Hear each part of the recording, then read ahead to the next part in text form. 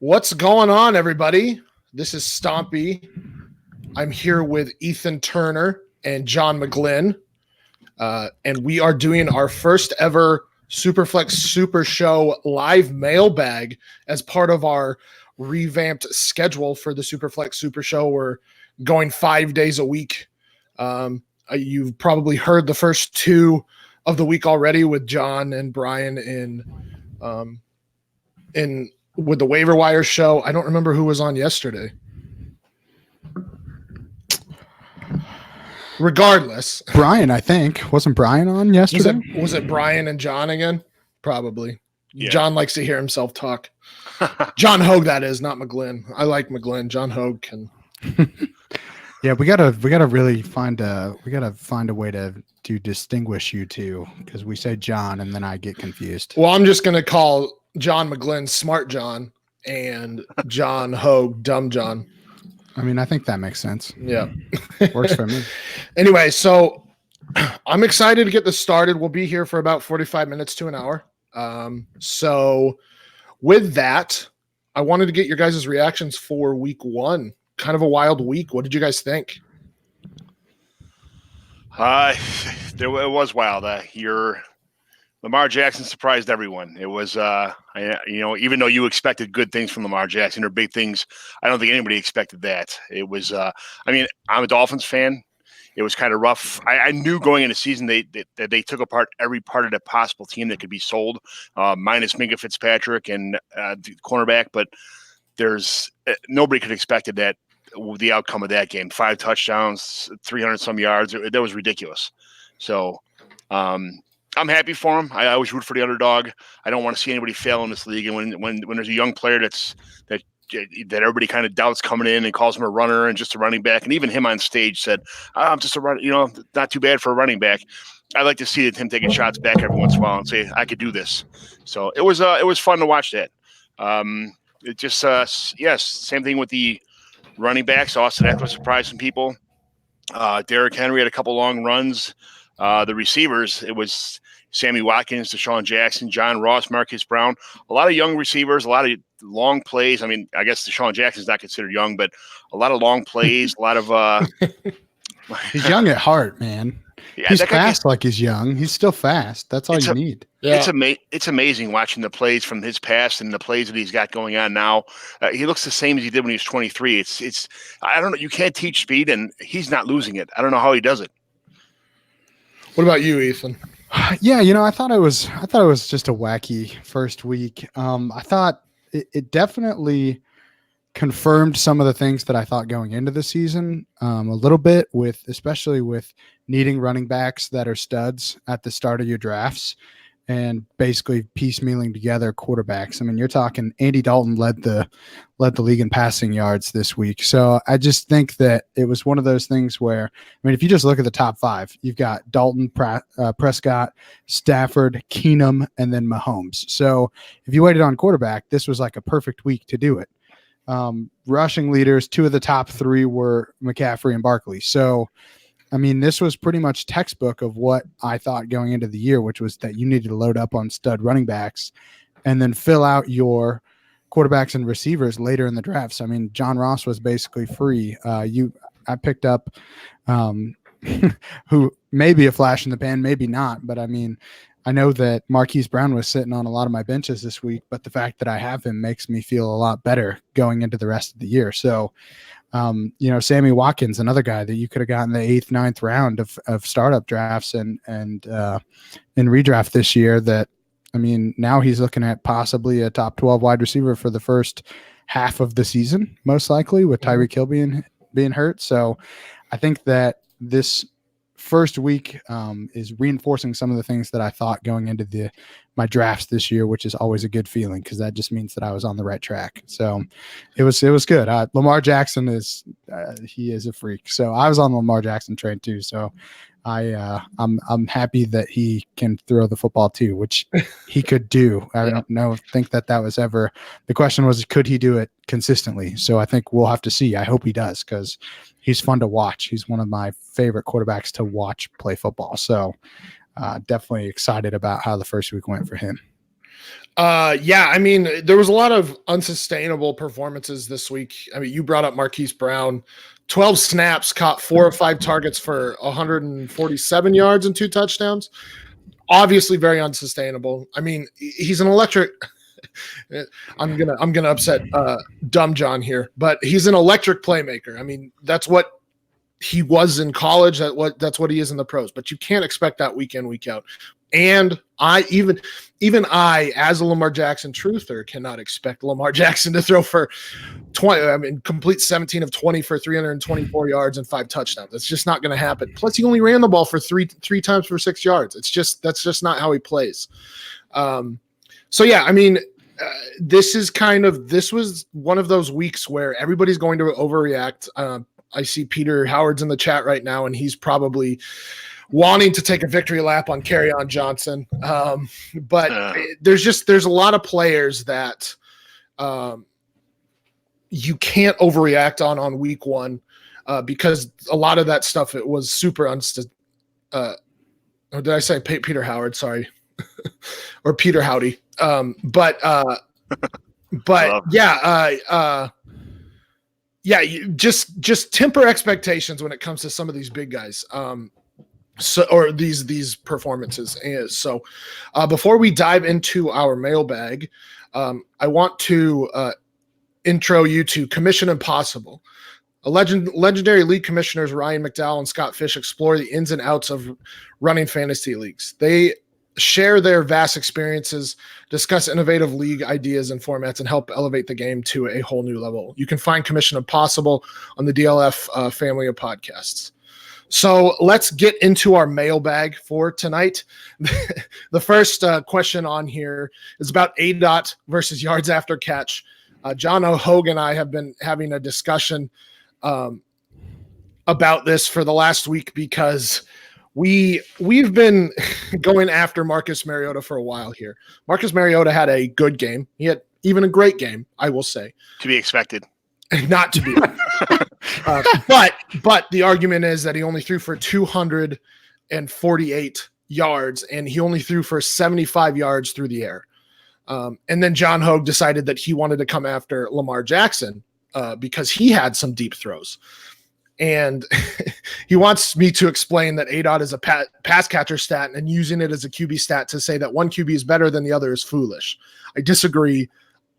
What do you guys have to say about that? Go ahead, Ethan.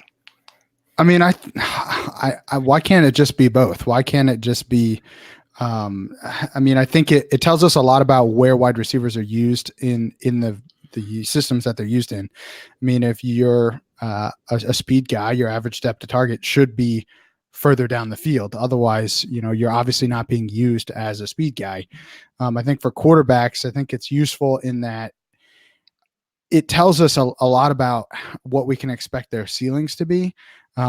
Is it a guy like, does Patrick Mahomes really need to have this massive average depth of target? I would say no, because he has talent around him that can turn a 6-yard throw into a 75-yard touchdown. So to me, it's one of those stats that I think it tells us more about the offense that these players are running in, and less about their talent as a whole.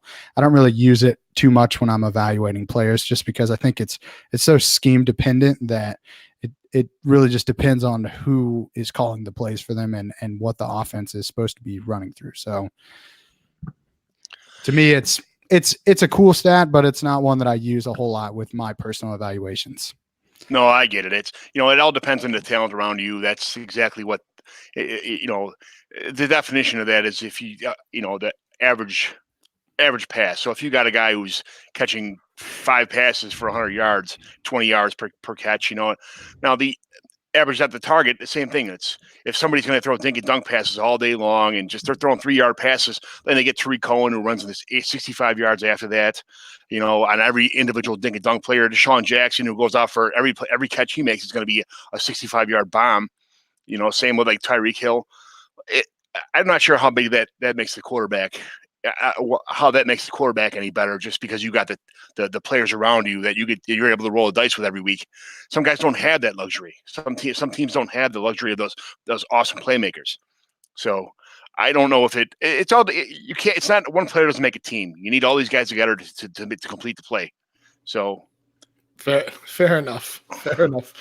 That argument is not going to go away this year, John Hogue. Just so you understand, it's not foolish. We're going to keep arguing, but that's what we do. We have a question in the chat here. SuperFlex was just offered Lindsey in a second for Eckler. Which do you prefer? I'm guessing this is Dynasty, but I'm not sure. We'll just go ahead and assume Dynasty. Ethan, what do you say? What do you think? I'm probably keeping Eckler right now just because I don't like where this Melvin Gordon thing is heading. I really don't feel like he will play this year if things go the way that they're currently going. And I think the Eckler I play to win right now. So, I mean, Lindsey is a good pickup, but he's a smaller back. We've seen Eckler be very productive when he's given the chance to be the guy. So, and with the Hunter Henry news coming out today with him being injured, I just think Eckler has even more value than he did in a week where he scored 3 touchdowns, if that's even possible. So to me, I would go with Eckler. I think it's a fair trade, but for me personally right now, I'd rather have Eckler on my team and try to win with him. It's still early in the year. I don't imagine that he's tanking. So I would hold on to Eckler. This looks like a dynasty question because there's draft picks involved. So I'll go that way. There's I don't think either one of these guys are game changer winners. I am not a big Lindsey fan, but he looked pretty good the other night. He just makes things happen for a small guy.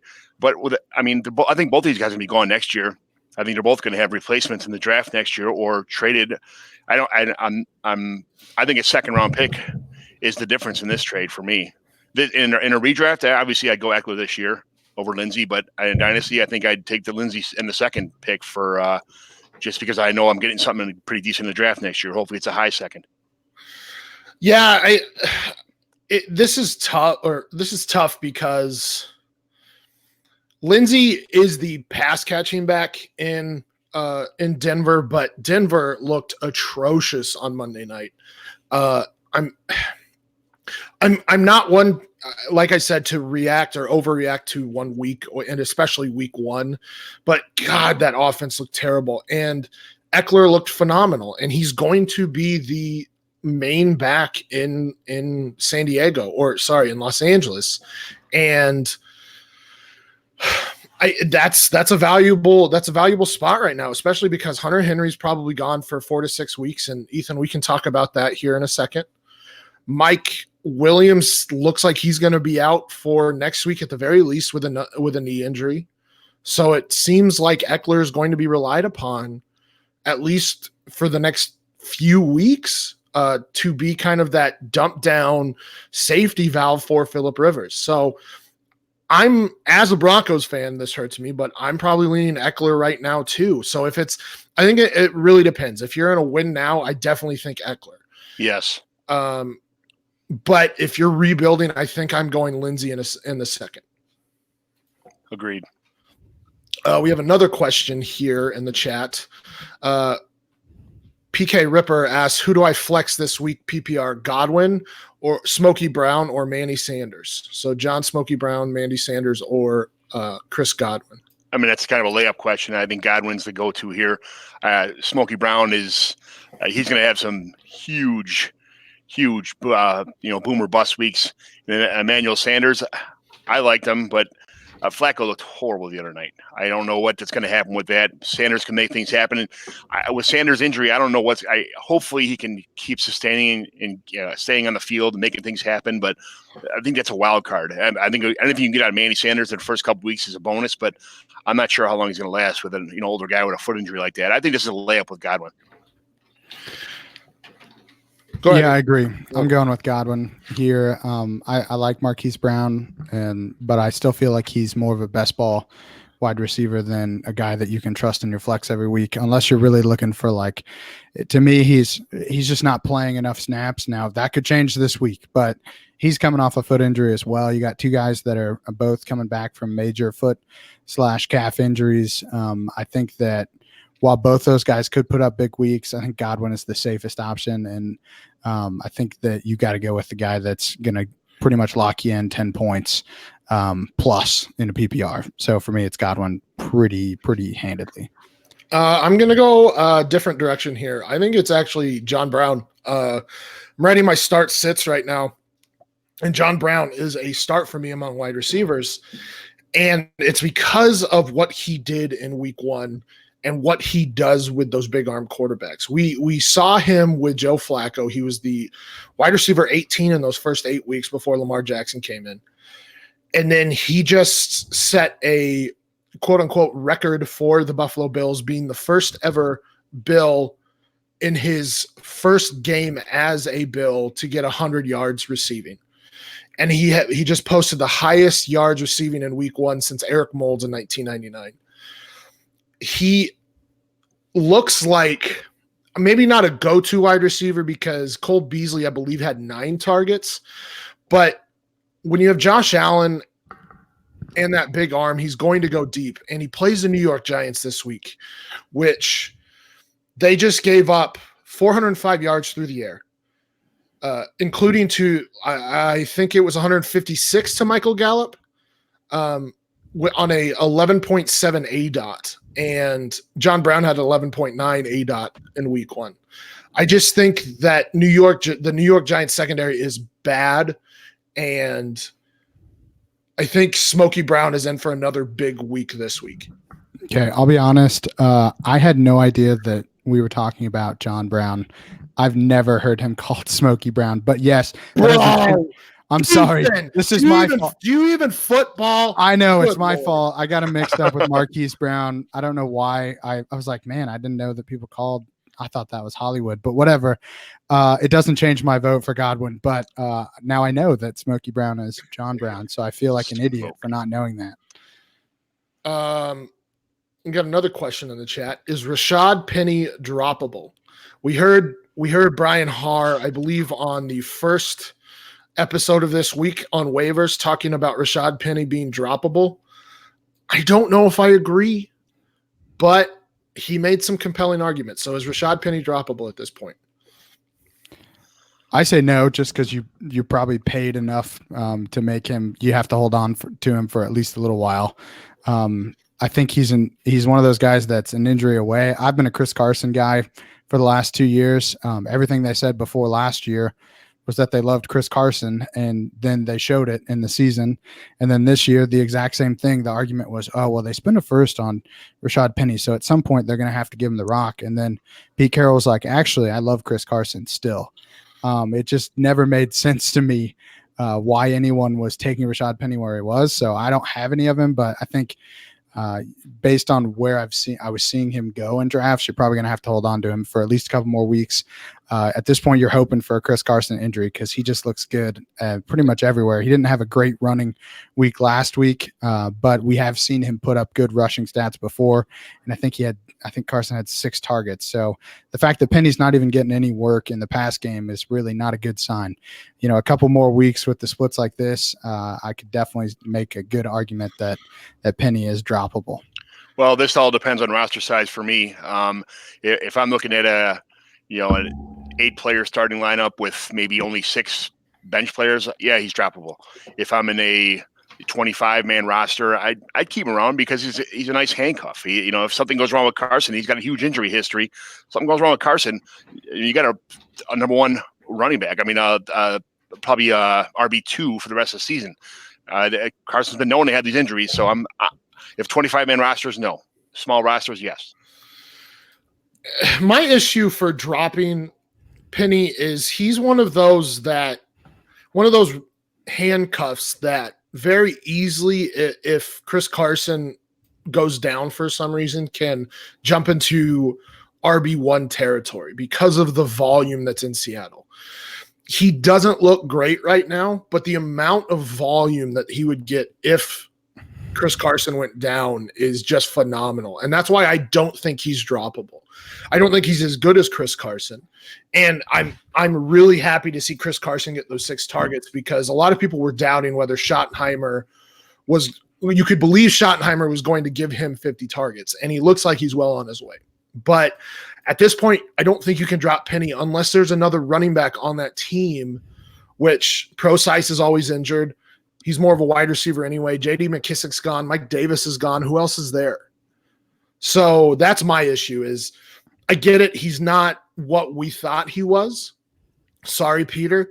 But at the same time, like he's just in a situation where he's one injury away from a ton of volume. Would you keep him or Mike Davis if you had a choice? I would probably keep Penny because Mike Davis isn't that three-headed monster in Chicago. I mean, a lot of people are thinking David Montgomery's going to take that backfield over. I don't think so. I think Mike Davis is always going to exist. Tariq Cohen's always going to exist. And I just think you want to avoid that situation this season. So it's Rashad Penny for me just because of that injury. And because Chicago's offensive line is not nearly as good. Well, neither of them are good, but the volume exists for Penny. Not to turn it into the Mike Davis show, but I mean, he is literally a handcuff for two positions instead of one. Like he can, if Cohen's out, he's got a lot of passing duty. So that's all I'm saying. Fair enough. Yeah, but he's splitting. He's still splitting. I get what you're saying, and I think that right this minute, I would say that Mike Davis probably has more. Like if you needed a starter right this second, he's probably going to put up enough numbers to put him in a flex more than I think Penny will be able to. But we've seen Chris Carson get hurt before. It's very possible with the amount of volume that they're giving him that he could get hurt again. I just feel like the upside is, even if somebody gets hurt in Chicago, Mike Davis's upside is still capped by the fact that there's three of them. If Chris Carson gets hurt, Rashad Penny walks into 25 plus touches a game, possibly. So yeah. I think that just from the number of, while I see Davis as a value for what he could be if there was an injury, he's still really two injuries away from being what the Rashad volume Penny could be from a volume perspective with just one. Right. And I think Chris Carson is more likely to get injured than Tariq Cohen and David Montgomery getting injured. Yeah, you're right. All right. So on to a couple questions that we received on our Twitter thread from Dave at Dave Cyril. That's SIRRELLE. Who will take over for Jameis Winston? I think this is a bit facetious, but at the same time, I love it. I don't even know what that depth chart looks like. I don't either. I'm looking it up. I'm looking it up right now. I have no idea. Mike Evans, because he's obviously not playing receiver anymore. Yeah. No. Blaine Gabbert is right now is QB2. I would love that because that reminds me of what happened. Well, maybe not so much what happened in San Francisco, but when Colin Kaepernick went down with injury, Blaine Gabbert came in and started doing the RPO type style of offense, and he actually looked really good for half of a season. I don't think that will be Blaine. I mean, it's Blaine Gabbert. Let's be real, everybody. He's not good. Neither is Jameis Winston, for that matter. But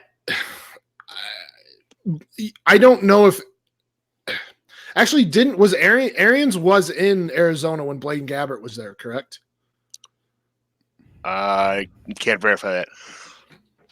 Jameis Winston's not going anywhere. Nobody's taking over for Jameis Winston, no matter how bad he does. They're not going to stick Blaine Gabbert in there and say, "Hey, you could do better than Jameis," because he can't. Yeah. It's not going to happen. It's not like if they still had Fitzpatrick, then I think we'd still be talking about, well, should they? It would be the same thing we had last year where they're debating two quarterbacks, but they made their decision with Fitzpatrick walking. So to me, it's Winston or bust for them. And I think if their team sucks, which they very well could, despite the fact that I think he has, one of the more talented offensive rosters around him besides running back, which even Rojo looked pretty good last week, which I'm not a Rojo guy, but I'm not going to bash a guy who ran for 70 yards last week. Yeah, he looked really good in the second half of that game, by the way. He didn't look bad. So you're talking two top 10 plus wide receivers, two top 20 wide receivers, and then a top 10 tight end, running back, which of course you can replace pretty quickly in the NFL. I just feel like, man, if Winston doesn't succeed this year, they're going to be dipping into that 2020 class because there's no reason for him offensively to not be getting it done outside of the fact that like their defense can't stop anyone. Right. I was watching that game, and Winston threw three touchdowns that got called back, and he had someone in his face every play. I mean, a guy can only do so much. I mean, he's not. If he actually had a little bit of time and had time to settle, and it didn't get every play called back that ended up in a first down or a touchdown, I'd give the guy a chance. But this a bad week one. They're going to make some adjustments. I think Jameis will be fine for the rest of the year. I'm not talking about QB1 fine, but he'll be fine, like mid-range, maybe high QB2. Well, and I can get behind that, but the reason that there are detractors for Jameis Winston is he does make those boneheaded plays. He did have those 2 pick sixes. I believe, was it 2 pick sixes? Anyway, so yeah, I mean, yes, he will. We saw what he could do last season. There were times where he looked fantastic. There were times where he looked terrible.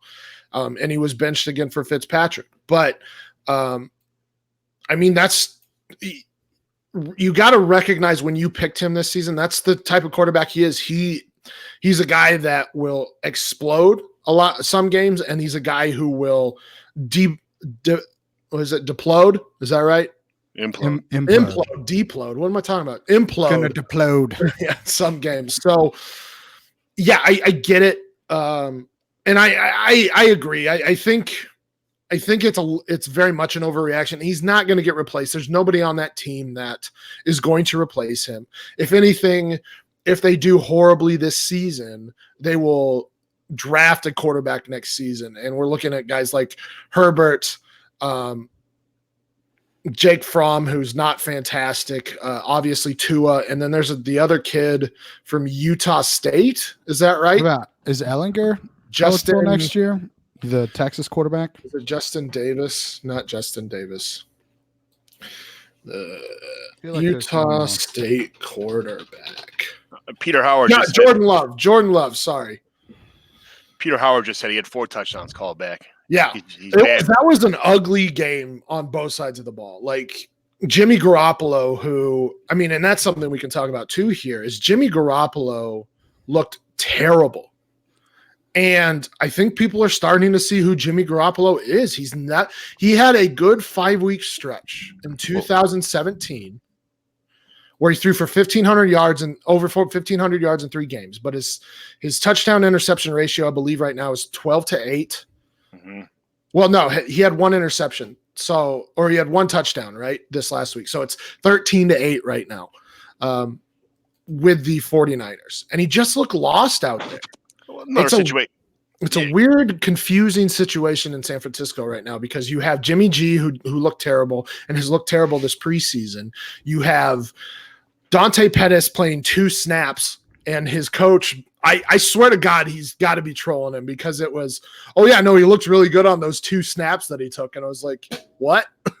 Yeah. Like, I think the 49ers are going to be a lot worse than a lot of people thought going into the season. I agree. Sorry, go ahead, John. That was another situation where Kittle had another couple touchdowns called back, but I got some things to say later in a further down the line segment about Jimmy G. So, all right. We have another question in the chat here. Giggity was offered Sanders and OJ Howard for Evans and Singletary. He picked up Waller, and so he has another tight end. Is this a good trade? So I'm guessing Miles Sanders because of what's on the other side. I'm guessing it's not tight end premium. If it is if it's not tight end premium, it's the Evans side all day for me. Yeah. But if it is tight end premium, that makes it a lot more interesting. So maybe if you can answer that question, we can get back to this. But if it is tight end premium, this changes things a little bit. Not tight end premium. So yeah, it's definitely the Evans side all day for me. Singletary looks to step into a big role. He only had 4 carries, but he took it for 70 yards, and I believe he had 5 or 6 targets last week. So he's the pass catcher there. And he looked better than Frank Gore. Frank Gore is not going to go away, but Singletary is going to take more and more, or get more and more touches as the season goes on. And then Mike Evans is arguably a top 5 wide receiver in Dynasty. It's gotta, I'm guessing this is Dynasty again, but yeah, it's Evans and Singletary for me, and it's not even close because it's not tight end premium. Yeah, I would say even if it's not Dynasty, I'm still probably taking the Singletary Evans side. Yeah, just 'cause I think you got more upside there. You got Evans had a down week this week. That guy's probably tilting a little bit. I think that Evans is he's gonna ride and die with Jameis Winston, and Winston is going to throw the ball probably in at least the top 8 of teams around the league. They're going to throw the ball in the top 8 as far as just the number of throws that they have every game, because they're not going to be winning a whole lot. So, they're going to be slinging the ball around. Mike Evans is going to have bounce back games. I still think he's a pretty safe top 24 wide receiver, probably top 12. Like Peter said, we're talking 4 touchdowns get called back. If one of those goes to Evans, then you don't even get this trade offered to you. So to me, tight end you can stream tight end in pretty much any league except for like your super deep dynasty league. So, I think if you've got Waller, you might as well just roll with him for a safe floor and take Evans and Singletary and run with it. Perfect. So before we get into some more of the mailbag questions, Ethan, I had brought up Hunter Henry and that injury.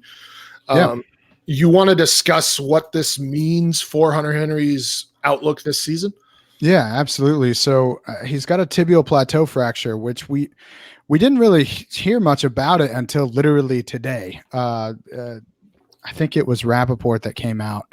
Or maybe it was Schefter. I'm not sure. One of the two came out and said, hey, he's got this tibial plateau fracture. He had a play where he got tackled and kind of came off, kind of holding his knees a little bit. But we did not realize that this is what was the outcome of that until today. So tibial plateau fractures they can be season ending. This could be something where we don't see him again this year. The team is optimistic. They're saying 4 to 6 weeks. I'm not buying those reports. I just don't think that that's going to be the case. I think that at a minimum, you're looking at 6 weeks. This is a fracture, so it takes 6 weeks for the bone to heal anyway. 4 weeks is pretty optimistic. So I think you're looking at 6 week recovery minimum. And I think that to me, it's a big blow for Henry owners, but you got to hold on to him. As soon as he comes back, he's already shown that he can be a safe top 12 wide tight end. So I think you got to hold on to him. It sucks, but it is what it is. It's not an injury you want to see. I'm going to be watching it closely because these 4 to 6 week comments they do not jive with what we have seen in the past with this type of injury. And I think that, I've picked up Virgil Green in a few places, but we saw what Virgil Green was last season. Yes, they had Antonio Gates. He steps into a role. He'll get some volume. I don't know how much value Virgil Green actually has this season. I think most of this is going to go towards Austin Eckler. I think his usage will get a bump at least for the 4 to 6 weeks, if not for the rest of the season. So, you would be buying high right now on Austin Eckler, but his value could go higher if you wanted to go after him. Yeah, and I feel like Mike Williams was supposed to be the big winner in this injury, but he's dealing with his own stuff. He's missing practice with a knee injury, so it doesn't even sound like he's going to play in week 2 either. So I just feel like this is another chalk week for Eckler. Obviously, Keenan Allen is going to get his. I think he could easily be in the top 5 for targets this week, pretty handedly. So, I think that this is just one of those situations where the guy who's supposed to be winning all this red zone work is hurt too. So, again, I don't have a problem with starting, Keenan Allen and Eckler if I'm stacking people in DFS this week, just because I think from a volume perspective, they're both going to eat. If you're in a one tight end league, you're not even worried about it. Virgil Green's not even in anybody's lineup. You don't have to go fish for him. Just keep whoever you had. If Hunter Henry was your only tight end, I guess you're kind of SOL, but there's got to be better options out there than Virgil Green on your waiver wire. I mean, and it depends. I mean, if it's tight end premium, probably not. But yeah, I mean, if Tyler Higbee is out there, I would be picking up Tyler Higbee. Oh my God. Blake Jarwin is another one I'd be picking up. But yeah, I mean, if you're desperate, Virgil Green's not a bad pickup. But I think if both Mike Williams and Hunter Henry are out this week, Justin Jackson might be a decent play this week just because maybe they're going to go with two running back sets because we know both of those guys can catch the ball. Eckler could probably play a few snaps from the slot and be fine. So look out for that as well. He might be a good Justin Jackson might be a good pivot at this point. Let's get back to our mailbag. We have another question from Dave at Dave Cyril. Who are some QB stashes who could end up with a starting job this season? I'll start with you, John. This is Daniel Jones, I think, is probably the number one who I would think is probably going to walk into a job either before they're eliminated or when they're eliminated. He's in. It's the end of the Eli Manning era. I think this is his last year. Joe Flacco looked absolutely atrocious the other day. And even when we did hit people, guys were dropping the ball or running the wrong routes or getting tackled without being able to perform after making catches. And this comes into the Jimmy G situation, Nick Mullins in San Francisco. I think he's got a chance to Jimmy G is highly overrated as far as I'm concerned. I think Nick Mullins has a legitimate shot halfway through to at least spell him for a game or two to kind of send him a message. Hey, you got to pick up the slack here, or Nick Mullins might beat him outright, actually, in my opinion. I agree on that Jimmy G one. I mean, I just, and it's not like Nick Mullins outplayed Jimmy G, but I feel like Jimmy G's probably been in the league long enough that he's probably got some habits that are hard to break. And Nick Mullins now is, he's in his second season, right? He was a rookie last year. Mm-hmm. Yeah. So yeah, and he proved he could. I mean, and that he did really well in his rookie season. And as a 49er, they have very similar stat lines. And so I feel like Nick Mullins' ceiling is higher than Jimmy G's at this point. So I really like that one. I should add one on here just to piss off both Johns, but I'm going to say Tannehill. I'm just going to say Ryan Tannehill just to piss you guys off. I am going to give Marcus Mariota his due. He looked good on Sunday. I do think he got a little bit of help from Derrick Henry and A.J. Brown, but regardless, you got to complete the passes. And he's got better weapons than he's ever had. He had Delaney Walker there too, which is really nice. That's his favorite target in his career. So I'll give Marcus Mariota his due for this week. That's the difference. I think this year he's got a lot more players around him who actually make plays. Last year he had nothing. I don't want to hear that he couldn't feel his hand. Or, I understand it was a bad season. He didn't have much to work with besides Corey Davis. This year I think there's 4 or 5 different options he has, and all those guys are playmakers. Corey Davis didn't do much this week, as everybody saw, because he was blanketed by one of the league's best cornerbacks. But you can't expect that every week. That's one more option he's going to have for the rest of the season. He's got 4 or 5 good tools to work with this year. I think I'm not expecting 3 to 4 touchdowns, no interceptions, and 270 yards every week. I get it. That was a pretty good week, but I think he's a lot better. I expect a lot better things. I'm not. Tannehill looked okay in the practices and stuff, but he's not coming in anytime soon.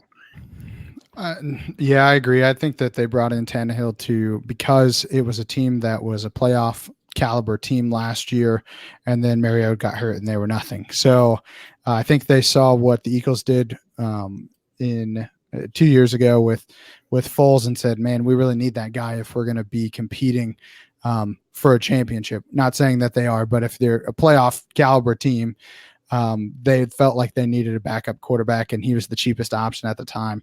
The only other guy, I like this list a lot. I have Nick Mullins stashed pretty much everywhere in SuperFlex, just because despite the fact that I'm sitting about 35 minutes away from where Jimmy G played college football, I do not trust. He's built up a lot of hype and has not produced enough. I've never seen a quarterback that hasn't produced to the extent that Garoppolo has and still gets the hype like he's the top 12 dynasty quarterback. I mean, the guy has already been in the league for 5 years. So I think that they paid him enough money that I don't think Mullins starts, but I think if this team continues to be bad, Mullins could see some time as a starter. Yeah. The most obvious answer here is Josh Rosen. And that's because this team is so bad. The question wasn't who could be a good starting quarterback. The question was who could be a starting quarterback. And I think Josh Rosen is probably the quickest option. I just don't feel like this Miami team is going to be any better than what we saw this week.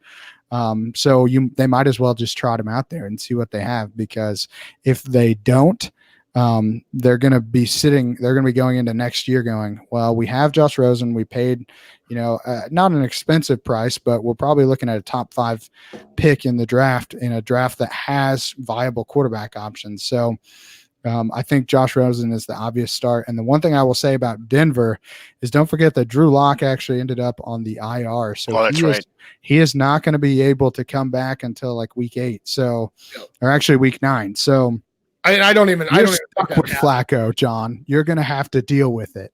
It's going to be you and Flacco, ride or die, baby. You're just going to have to live.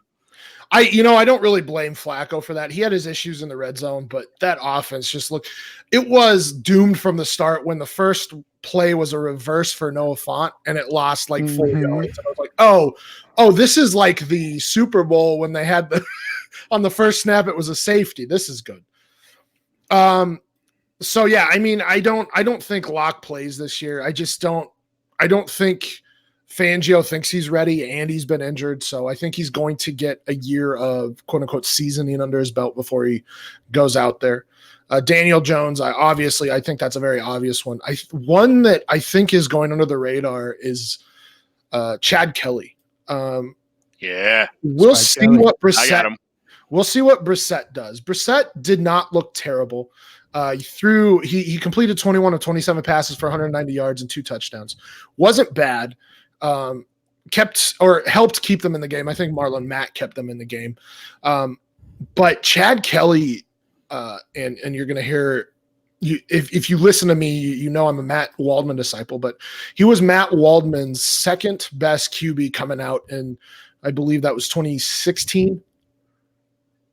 Yes, because 3 years ago. Yeah, 16. It was 17. Sorry, it was 17. 2 years ago. It was the Trubisky, Deshaun Watson class, and Chad Kelly was he said was the second best QB coming out. He just needed to get his head on his shoulders. I know us Broncos fans were hoping that he would be the next starting quarterback for the Broncos before he decided to break into somebody's house and get hit by a vacuum hose. But yeah, the guy, he's a phenomenal talent. He's just an idiot. And once he gets back from the suspension, which I believe is a 2-week suspension, and if Jacoby Brissett's not cutting it, Chad Kelly could very easily step into that role, and I think he can thrive there. But as Super Duper Flex said, big if. It's a stash. It's more of a super flex stash, and this is a super flex super show after all. More of a super flex stash, but yeah, keep that guy in mind as well. Another super flex stash, just to kind of throw one in late. But Kyle Allen from Carolina, I'm not sure what's going on with Jameis Winston. He didn't look very well. He wasn't throwing the ball very deep. Cam Newton. Yeah. You said Jameis. Oh, never mind. Sorry, Cam. Yeah, Cam didn't look very well. He was not throwing the ball anywhere. He's like a shell of almost what he used to be. I don't know if they're going to let him go a couple more weeks and then shut him down, or if they're going to let him play like this the rest of the season without running, not throwing deep passes. He's not the Cam that won the MVP by any means anymore. Mind you, this was playing against the Los Angeles Rams, which has a very good secondary. I don't know. I think you're right. We gotta wait a couple weeks to see what he actually looks like. And maybe Ethan can shine a little light here, but that game was weird because Jared Goff threw for 40 some odd attempts and had under 200 yards. And I'm trying to look up the stats here. And then Cam did the same thing. And it was just a wacky game. And this is why we can't react to week one. Yeah. But Ethan, can you shed some light on that shoulder? I mean, the shoulder should be fine. The shoulder, the surgery that he had was just a scope. And everything, something was wrong with his shoulder at the end of last year. There is no question about that. You don't have to be a doctor to know that Cam's shoulder was screwed up. I mean, my little brother, who's 12, could look at him and watch him and go, man, his shoulder doesn't look right, because he was throwing ducks out there. But he had a scope. Everything since the scope says that it wasn't as bad as what they thought it was.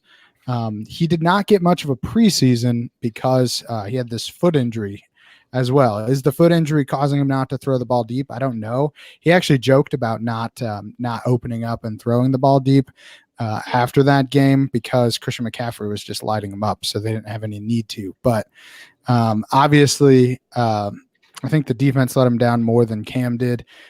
For fantasy, we want Cam to be 100% healthy and throwing the ball all over the place.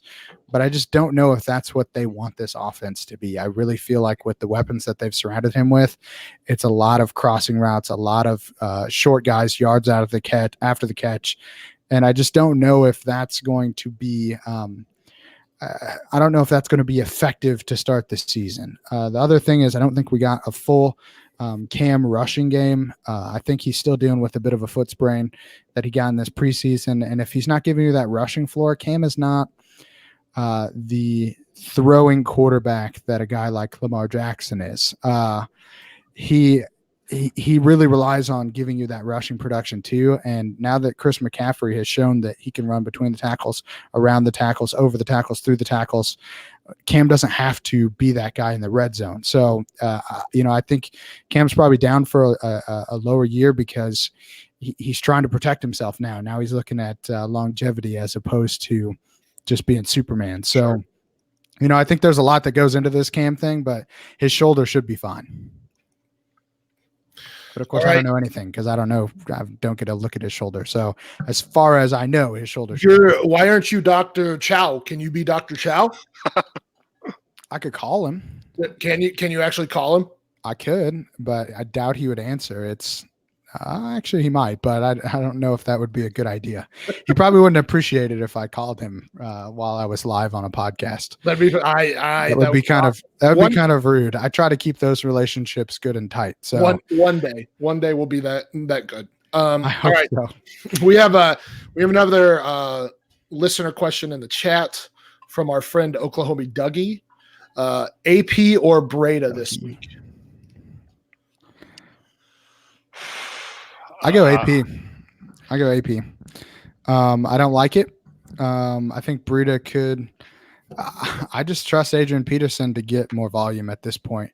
I think Mostert has a bigger role than what people expect him to. And to me, Breida is a constant injury risk, and Adrian Peterson is the safer of the two. So I'm risk averse. I'm going with the safer guy.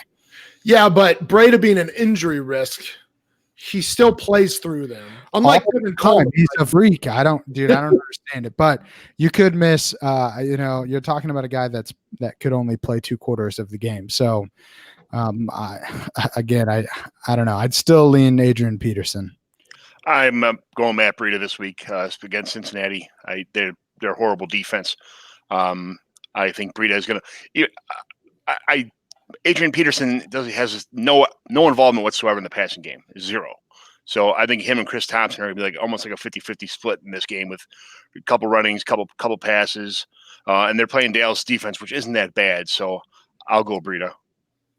I agree with that. I'm taking the chance on high upside versus volume here. Breida, like John said, plays the Bengals, who have an atrocious defense, both running and passing. Like they're not going to stop anybody, which is why I think Andy Dalton is going to be a top 12 quarterback. But that's not the point here. AP, like John also said, plays Dallas. They're going to be down big early probably. There's no way Case Keenum keeps up what he did in week 1. And I think Dak Prescott's going to just light him up. And so what that means is that they're going to be throwing more. Chris Thompson is more involved in is the pass catching back there. Adrian Peterson's not really involved there. I get it because of injury history, but I would rather take the chance on the upside with Breda. Ooh, here's a good question. Peter's now just toying with us in the chat. I saw that. Can dogs look up? Yeah, obviously. Duh, Peter. And then he also asked, does AB play this week and how does it go if so? I don't think he was on a slate to play this week anyway. I don't think they had him penciled in for week 2. That's a tough playbook to learn. He's coming off a lot of press situations, and the latest allegations, even though people are saying they may be extortion, they may be so and so, it's still a serious situation. And people have brought up the situation where Roger Goodell could put him on an exempt list until they figure out what's going on here. So I don't think he plays this week. I think they're going to wait till all this stuff figures out, till he's comfortable with the playbook, and then bring him back. I think he's not going to be in the lineup until week 3, week 4, probably. I agree with that. I would not be surprised to see him go on the commissioner's exempt list, actually, because of this latest stuff. Regardless, I don't know. I don't think he plays. Like John said, this playbook is just super difficult to learn. And it's Miami. It's the Miami Dolphins. They don't need AB. They have Josh Gordon. They have Edelman. They have 15 running backs that they can look to. Like, they just don't need AB this week. No offense, John. Yeah, I don't think he plays either. But if he does, I could see them, even though he doesn't have a lot of time with the playbook, arguably he could have had the playbook this whole time. If you believe the rumors that this was all big ploy by him and the Patriots to get him off of the Raiders. I'm not buying it, but I do think that if he does play, I could see a situation where Brady feeds him and throws him a ton of passes just to get him used to the offense, just to get him used to catching a football again, because it seems like we haven't seen him practice or do anything. But I don't expect him to play. I don't know if I would feel good if he plays anyway, just because you're really relying on that situation that I just described, which is basically Tom Brady going, we have to get AB involved so that he feels like he's a part of this team. And I think that's taking a big risk. I just feel like this is a Sony Michel game to me. This is a game where he's probably going to rush for 20 times and just wear him down, and he's going to have a big game. So I think, again, this is not, the game script doesn't dictate that they're going to have to throw the ball 40 times. So I just don't think he's a good play. I don't want to turn this into a Peter Howard show, even though I love the guy to death, but he said, should we relegate Miami to the college level for a while? I think if Alabama came to Miami and played a game, even if Miami went to Alabama to play, it would be a 47-0 game. Even with the Dolphins' horrible roster, would still roll up a college football team. Yeah, this is every season. It's like, could a college team? But no, get out of here. They're in the NFL. Get out of here. We're running a little long here, but I want to get through one more question, and then I want to talk about start sits for Thursday. So we have a question from Matt Spencer at MAAT Spencer. What are your thoughts on the Jaguars' chances at staying competitive and winning the division with Gardner Minshew at the helm? Well, it's the Vegas odds for Jacksonville were 20 plus 2,500. Now with Minshew at quarterback, they're plus 6,000. So that tells you, since the Foles injury, where they've gone. So that's right now they're pegged to finish third in that division, and that's Indy took a step back, losing their quarterback too, but Houston is the odds-on favorite for winning this division, I think, by a long shot. Tennessee, if they can squeak out a couple games and Magic Mariota keeps up his awesome. But that's where I think, anyway. I'm not sure, or they could just throw a rookie quarterback in there, expect him to after a couple coaches get films on him, get the film on him, and see how Minshew reacts to different defenses, different pressures. He's not going to walk. He's not going to have that easy game like he had, a seemingly easy game like he had last week. Yeah, I agree. I just don't see them. I don't see them winning the division, even if Foles comes back quickly. I think Foles. I can't remember exactly, but I feel like Foles ended up on the IR with his shoulder injury. He had a broken clavicle, had surgery. So you're looking at 6 to 8 weeks. Minshew keep them at 500, assuming everyone else in the division stays pretty close to 500. Even if Foles comes back, are they that much better to win the division? Probably not. I think he gives them a chance to not lose as badly as they would have before, but I just don't feel like I feel like what Sam said is right on the money. As soon as defenses figure this out, it's not like he has a Lamar Jackson level of athleticism or even a Josh Allen level of athleticism. Once these NFL coaches get a look at his film, they're going to know how to pick him apart, and it's not going to look like what it looked like this week. I will say this team is not – it's not as hurt by a QB injury as a lot of teams because it's built around defense. It's built around running the ball. I do think John DeFilippo was going to throw the ball a lot more with Foles, but I think they'll run the ball a little bit more.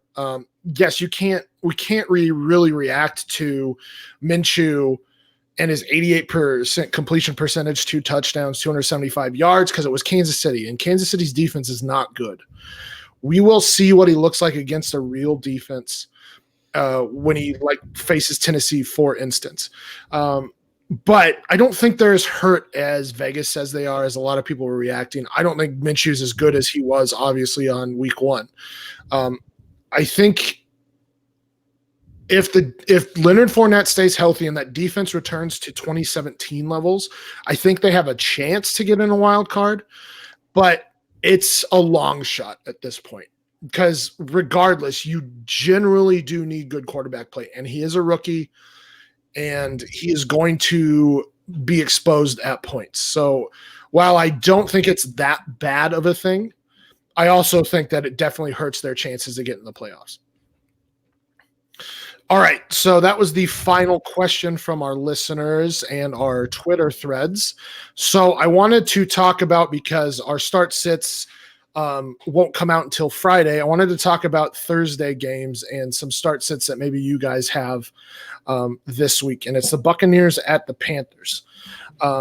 2 good offenses on paper that we thought on paper that did not look great last week. Do they bounce back on Thursday night, or is it going to be another sloppy game like Chicago and Green Bay? And who do you think you should be starting on Thursday night for those who have these players? Ethan, why don't we start with you?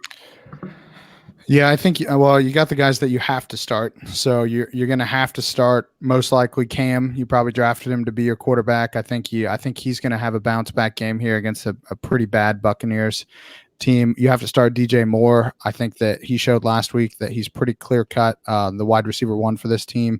Chris McCaffrey is an auto start. You don't even think about starting him. One guy I would not be playing from the Panthers side is Greg Olsen. Sorry, he's been dealing with an injury all week, has not been practicing. He's kind of a game time decision. I just don't trust them to roll him out for a full set of snaps. Thursday night game with no practice. Very likely that he misses this game due to this back injury. So Greg Olsen's sitting for me regardless. On the Bucs side, you got to start your studs. So you're going to start Godwin. You're going to start Evans. I think that Winston is startable if in a SuperFlex league. I don't necessarily think that he is a good option against an okay but not great Panthers defense. I just don't know if he's going to really produce at the level that you would hope to. But you never know. He could drop 500 yards and 4 touchdowns because that's what Jameis Winston does. So Rojo, I'm not as thrilled about starting. I want to see one more week of him being the guy. So besides that, I think OJ Howard is another guy that I think you kind of have to start because of where you drafted him. Don't necessarily know if this is a great matchup, but those are the guys that I'm kind of starting. Really, it's just it's still week 2. It's still week 2. Start your studs. You nailed it. I really don't have much to add to that because you nailed every aspect of the whole game. So good job. Sorry about that. I should have just taken one of those teams. That's my fault. It's all right. I completely agree. I mean, I don't think there's anybody else that it's like a borderline. I mean, Rojo's kind of the only one that's kind of like, well, maybe not. It seems like Arian wants to give Peyton Barber one more shot, but he's going to go with hot hand anyway. Rojo looked good the second half of this last game, and I mean, if you don't have any better options, maybe he's a good flex option this week. But you're not going to sit Mike Evans. You're not going to sit Chris Godwin. You're not going to sit DJ Moore. You're not going to sit any. So it's just what about Curtis Samuel? What do you guys think about him? Because he's the only other guy to me besides Rojo that's like kind of on the border. Maybe you start him. I still don't think he's startable outside of a flex, but as far as guys that could be fantasy relevant, I guess. We'll talk about sit starts. Who would you start over him? Or do you give me an option? Like if I was to start somebody else this week, would I leave Samuel out for let's talk Corey Davis? D.D. Westbrook. Would you start him over D.D. Westbrook? No, well, I don't know who. I say that, and then I'm like, wait, who do they play? They play the Texans. They play Houston. No, I would not. I think they're pretty close to the same. I mean, Tampa Bay's defense is probably Houston's not really not a juggernaut defense either right now with losing Clowney and not having J.J. Watt not producing. So I don't know what I think I would probably do Samuel instead of D.D. Westbrook. All right. A couple more questions before we end this. FF Trader Joe, is DeSean Jackson a rubber stamp start this week? I don't know who the Eagles have. They have the Falcons. Do you think DeSean Jackson is a must start against the Falcons this week for the Eagles? Yes, because he had 10 targets last week. I mean, the volume that he's getting is just if that continues with the distance down the field that he's getting the ball thrown to, he doesn't need to have this massive 154-yard game with the 2 touchdowns.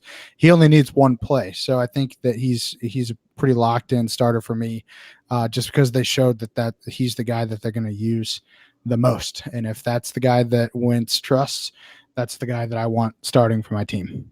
Yeah, if he's going to have 4 catches he averages probably 12 to 15 yards a catch. That's, I think he's not like a boom. I wouldn't call him like a boom player or a bust player, but he just has 3 or 4 electric plays every game, and it's hard to sit him, even though I don't think he's ever aggravating. I don't think I've ever had a game where DeSean Jackson just, crap the bed, but he's a guaranteed probably, 8 to 12 fantasy points every week almost. He's one of those guys. Fair enough. It seems like Carson Wentz hasn't had this type of player before. And now he does, and he's using him. So until he busts and becomes the actual strains or does something with his body, until he does DeSean Jackson things, you're going to have to start him, I think. And then final question from our listeners here. Do you think Deion Kane's a good option with Devin Funchess out for the Colts? I hate this because I've been holding on to Deion Kane for a year and a half now, and I finally cut him, and and now he's going to start. It's like, it's the way. It's just my luck. I think he's in for maybe 30 yards, 35 yards this week. I don't think he's anything special, even with Funchess out. So, but yeah, I love Deion Kane, and I'm going to mention Matt Waldman again, but he compared him to Devontae Adams. Early career Devontae Adams, just in terms of what they can do. But he's going up against the Titans. I think it's going to be relatively low scoring. The Titans defense is very good. So I wouldn't be trusting Deion Kane here. I would think that Naheem Hines gets more play with Funchess out, maybe Eric Ebron as well. But yeah, definitely wait on Deion Kane. Yeah.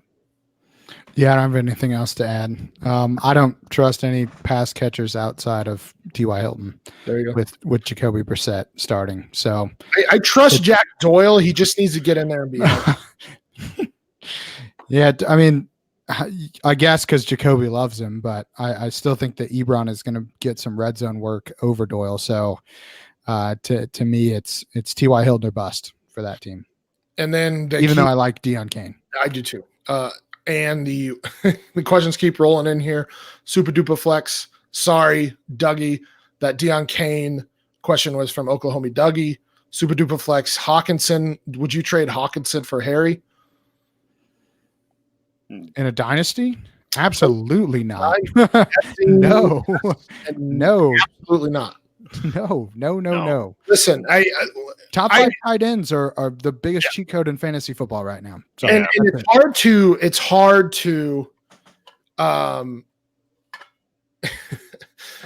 it's hard to compare to Rob Gronkowski, but it seems like Matt Patricia is trying to build the New England Patriots in Detroit. And that means that he's going to use TJ Hawkinson like they use Rob Gronkowski. And you saw what he can do given the volume. And I think that's going to continue going forward. He's eventually going to be probably a top 5 tight end at this point. I think he's already this second. Super duper flex is saying he would get Hawkinson.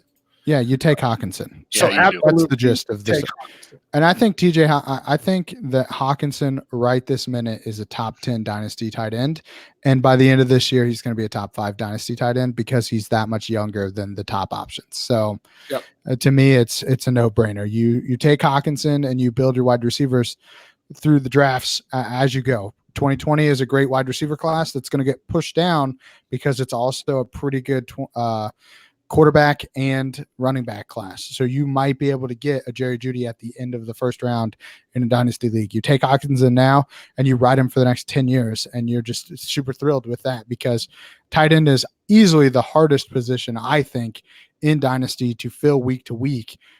So I'm big on that's why I have Hawkinson everywhere and a lot of Fant too, because to me, if you can lock in a top 5 tight end, you're set and it gives you so much more flexibility going forward. So yes, absolutely. Take Hawkinson. Awesome. So we ran a little bit long, but we got a bunch of questions. Thanks for everybody for tuning in. That will be it for us this week. We will be doing this every week. It'll probably be different hosts every week as well. But be sure to stay tuned for our start sit episodes on Friday and Saturday for the NFC and the AFC. And also be sure to follow your hosts. I'm at F Stompy. Ethan is at eTurner FF_PT, and John McGlynn is at John McGlynn 75. Yours is a lot easier than Ethan's. Sorry, man. I'm going to drop the underscore, and I think that's going to make it easier. And also be sure to subscribe to the SuperFlex Super Show podcast. We will be doing episodes 5 times a week. Like I said, Monday will be waivers. Tuesday's more of our normal 3-man podcast. Again, Wednesdays is our live show.